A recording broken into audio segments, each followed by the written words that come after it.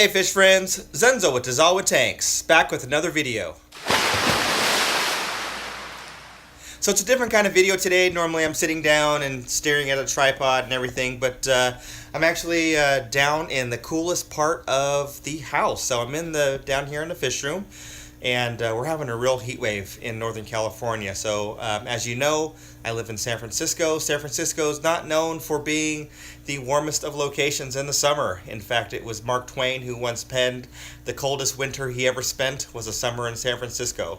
So normally it's, in the 60s and cool and foggy and things like that. We do kind of have a summer in September and October, but it's usually like in the 70s, and it's nice. But anyway, it's been like 100 degrees, 101, 104.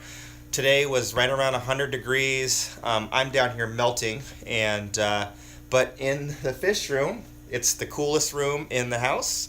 A little humid, although I did get a dehumidifier, but it's 77 degrees down here, so I'm actually down here. I just did some water changes.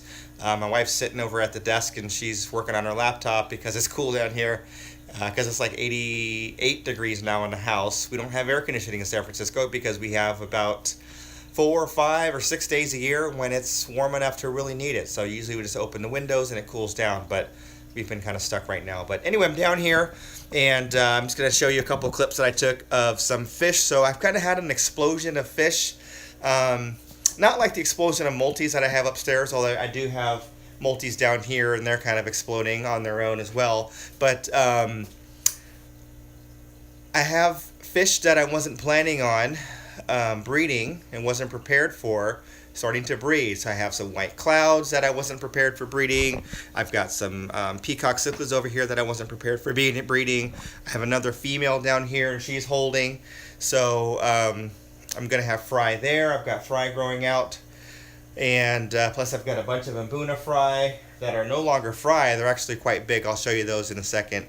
But what I wanted to do is I wanted to show you something new and exciting. Well, exciting for me. So my birthday's coming up in a couple of weeks.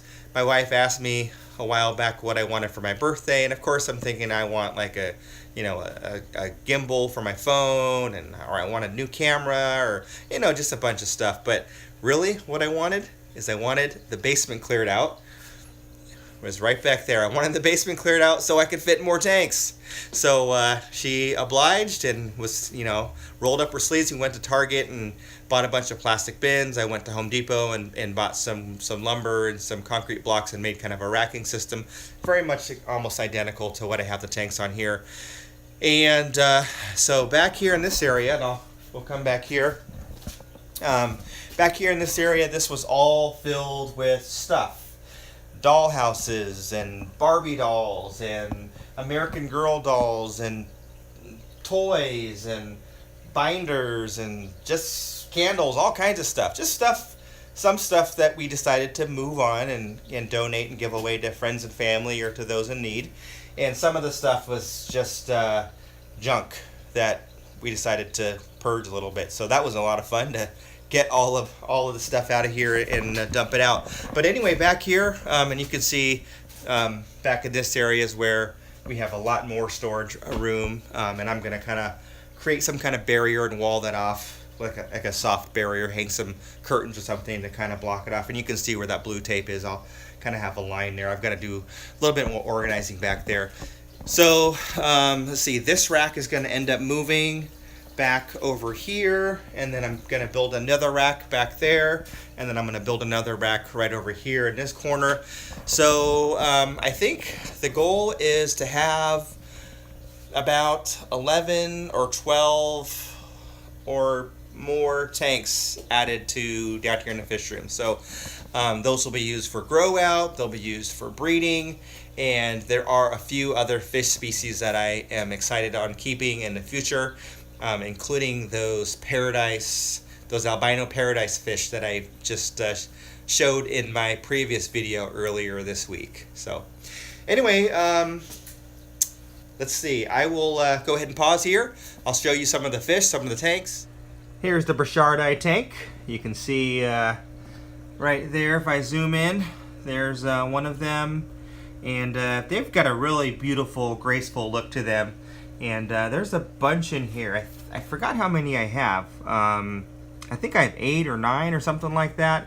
I did pull one out, and that other one, it looked a little beat up. It was a smaller one and didn't look like it was faring well, so I put it in one of the other fry tanks that's got some very young peacocks in there. So anyway, these are going to be in here for a while. I want to kind of grow these out and maybe even start a little colony and do some breeding before I move them into the Tanganyikan tank upstairs. So if you can see right there, there is a little white cloud fry. I just did a water change in this tank and wasn't anticipating seeing any fry. In fact, I wasn't very careful when I was doing the water change. I just stuck a hose in there and started sucking water out and cleaning up all the pleco poop. But anyway, there are a bunch in here. I saw these little blue and red speckles. You can see one right there, right in the middle of the screen. I saw a bunch of these little blue and red speckles and thought, what the heck? And sure enough, there are it's probably not going to be able to focus on it because of the bubbles. There's one right there. You can see 2. But there's a bunch in here. I don't know how many there are. But just looking right now, I can see easily 7 or 8 swimming around. A lot of them are hiding up in this moss. So anyway, it's fun when your fish breed and you weren't planning on it. And so now I've got to come up with a plan to deal with the ever-expanding number of fish that I'm keeping. Down here you can see a couple peacock fry. These were up in a 40 breeder. And again, I wasn't planning on doing any breeding at that time, and I didn't think that the fish were even old enough to be breeding, but sure enough, during a water change, I saw these 2 lone survivors. So I pulled them out, and they've been growing out a little bit here. And then in this tank, I also have that small Burchardi that's in the back behind the sponge. Over here, I've got a female holding, and she doesn't like the camera, and she doesn't like to be bothered. But this is an OB, and I don't know what kind of OB. And that's often the case with OBs, but I noticed that she had a mouthful, and so I pulled her out and put her in here. Again, she's small, but she was holding, so we'll see if she ends up doing well with these with this batch, and if she's able to keep them, or hopefully she won't eat them. So we'll see if she ends up spitting them and taking care of them. But I'm not going to.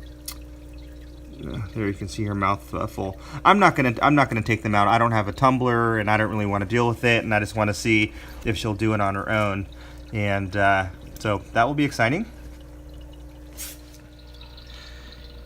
Here are the Mbuna, going crazy all the time. So every time I do a water change, they end up doing this little circular dance almost, where they just swim around and around and around, and they chase each other.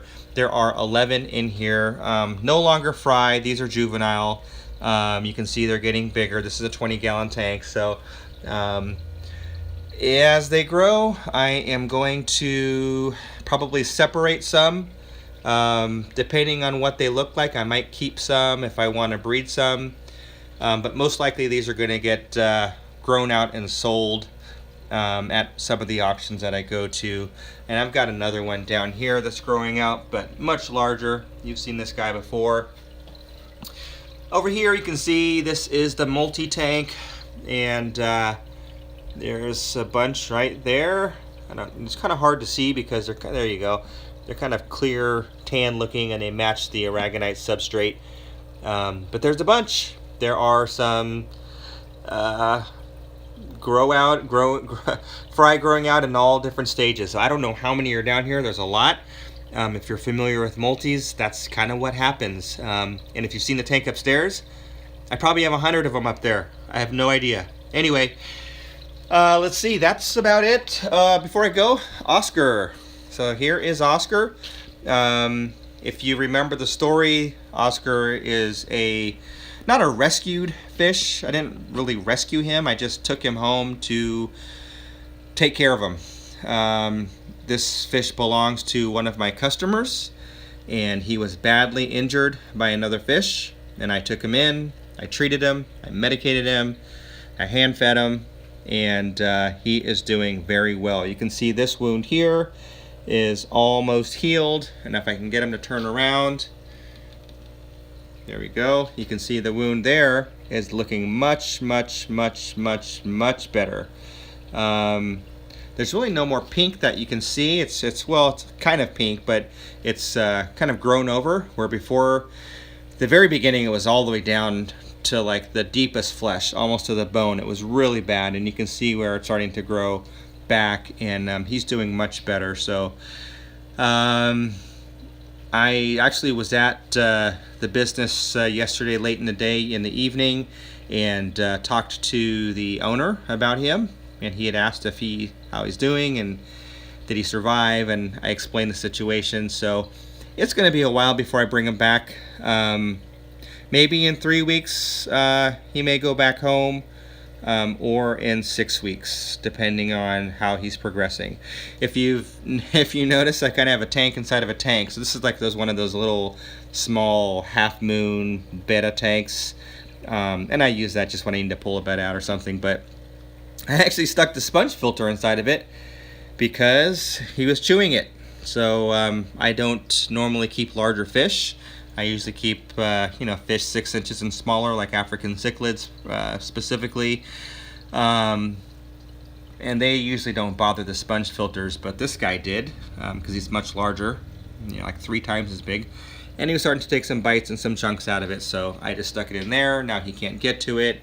It still has water easily accessible to the sponge filter, so it doesn't restrict any flow or anything like that. So that's all I had for today. I hope you enjoyed this little glimpse into what's going on in my fish room with all the new fish that are being born and hatched, and the plans of expanding over here into my growing fish room. I don't know when I'm going to get that done. The first step was just getting everything cleared out. I've got to do a little bit more organizing back there. I didn't share with you, I did get a dehumidifier. So for those of you that have used a dehumidifier before, let's see here, I bought this one here. It's a GE model. It's 70 pint. And this is like $240, but this is the best thing I've gotten for this room. What we noticed is when we were doing some of the cleaning down here, we noticed that there was some moisture on some of the cardboard boxes. So we went to Home Depot. I bought the dehumidifier, and it pulls water out like you wouldn't believe. It's amazing how much water these things pull out. I mean, it's like you're filling 5-gallon buckets of water almost every day in the beginning. It's just pretty ridiculous. So anyway, great addition. So that's all I have for today. Thanks for watching. As always, I appreciate your viewership. If you haven't subscribed, I don't know what you're waiting for. Click that little subscription button. Hit the little notification bell so you know when I upload new videos. But thanks for watching. We'll catch you on the next one.